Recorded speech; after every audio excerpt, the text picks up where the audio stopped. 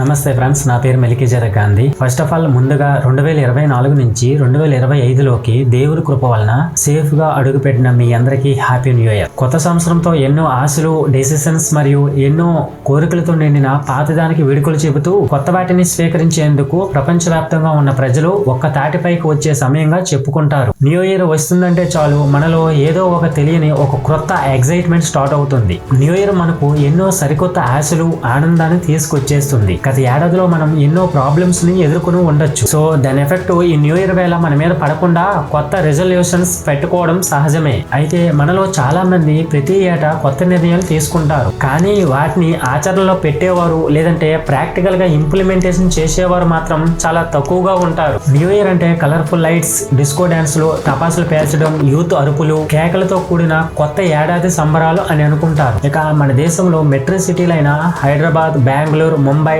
ఢిల్లీ లాంటి metro cities లో full lightings కాంతులతో మెరిసిపోతుంటాయి. గత ఏడాది మొత్తం రోజువారీ పనులతో బిజీగా గజిబిజిగా గడిపిన వారు, ఎన్నో ప్రాబ్లమ్స్ ని ఫేస్ చేసిన వారు 31st నైట్ రాత్రిని రిలాక్స్ టైమ్ గా భావిస్తారు. సో అందుకే ఆ టైంలో అన్ని మర్చిపోయి తెగ ఎంజాయ్ చేస్తుంటారు. న్యూ ఇయర్ సెలబ్రేషన్స్ ఒక సంవత్సరం అంతా గుర్తుండిపోయేలా డిఫరెంట్ గా జరుపుకోవాలని భావిస్తారు. ప్రపంచమంతా న్యూ ఇయర్ సెలబ్రేషన్స్ ఒకలా జరుపుకుంటే, అదే స్పెయిన్ దేశంలో అయితే విభిన్నంగా న్యూ ఇయర్ వేడుకలను జరుపుకుంటుంది. ఆ దేశంలో న్యూ ఇయర్ వేళ అర్ధరాత్రి 12 గంటలకు 12 ద్రాక్ష పండ్లు తినే ఆచారం ఉంది. దీని వెనుక ఓ కారణం కూడా ఉందట. అదేంటంటే 12 ద్రాక్షలు తినడం వల్ల 12 నెలలంట, అంటే ఒక్కో ద్రాక్ష ఒక్కో నెలలో లక్కీతో ముడిపడి ఉంటుందట. సో అందుకే ఆ దేశంలోని మాడ్రిడ్, బార్సిలోనా వంటి పెద్ద పెద్ద సిటీస్ లో ద్రాక్షను అందరూ కలిసి తినేందుకు భారీ సంఖ్యలో రోడ్ల మీదకు అందరూ వస్తుంటారు. అదే డెన్మార్క్ దేశంలో అయితే న్యూ ఇయర్ సందర్భంగా ఫ్యామిలీ మెంబర్స్, ఫ్రెండ్స్ అందరూ కలిసి తమ ఇంటి డోర్స్ దగ్గర ప్లేట్లు, గ్లాసులు, పాత వస్తువులు విసిరేసి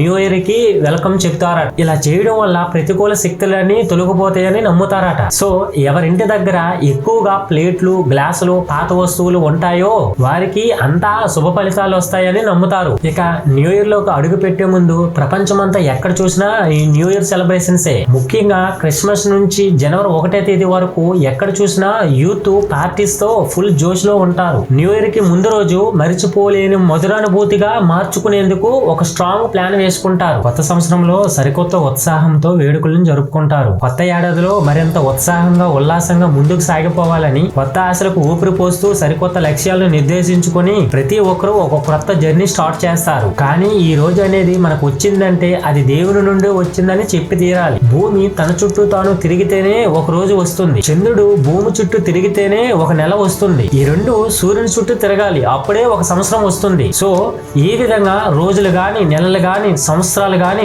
దేవుడు మనకివ్వగా వస్తున్నాయి తప్ప వాటంతట అవే రావడం లేదు. కానీ మనం ఏం చేస్తున్నామంటే December 31st night good bye 2024 అంటుంటారు. అంటే గుడ్ బై అంటే వెళ్ళిపోతుందా, మళ్ళీ వెల్కమ్ 2025 అని అంటున్నారు. అంటే వెల్కమ్ అనగానే ఒక సంవత్సరం వచ్చేస్తుందా, లేదంటే ఇంకెవరైనా అనుకుంటేనే ఇవన్నీ పోతూ వస్తున్నాయా? సో కేవలం మనం అంటున్నాం గానీ దేవుడి అనుమతి లేనిదే భూమి, చంద్రుడు, సూర్యుడు తిరగవు. అవి తిరగకపోతే ఈ భూమి మీద దిన సంవత్సరములు, నెలలు లేవండి. సో కాబట్టి దేవుడు ఒక దినాన్ని మనకివ్వగా వస్తుంది కనుక ఆ దేవుడి కొరకు మనం గడిపే దినాలెన్ని, లేదంటే క్షణాలెన్ని, లేదంటే గంటలెన్ని ఆలోచించండి మీరే. సింగిల్ వర్డ్ లో చెప్పాలంటే దేవుడు అనుకున్నాడు గనుక ఈ 2024 నుంచి 2025లోకి సేఫ్ గా అడుగు పెట్టాం. అంతేగాని మనం అనుకుంటే కాదు. సో ఈ 2025 నుండి అయినా దేవుని కొరకు మీ టైం ఇవ్వండి, దేవుని కొరకు మీ ఆలోచన ఇవ్వండి, దేవుని కొరకు మీ మనసుని ఇవ్వండి, దేవుని కొరకు ఏదో ఒకటి చేయడానికి ప్రయత్నించండి. సో ఈ న్యూ ఇయర్ లో ప్రతి ఒక్క క్షణం హ్యాపీగా ఉండాలని, కొత్త ఏడాదిలో కొత్త కోరికలన్నీ నెరవేరాలని, new objectives, new decisions, new celebrations కలకాలం మీతోనే ఉండాలని, మీ కలలన్నీ సాకారం కావాలని కోరుకుంటూ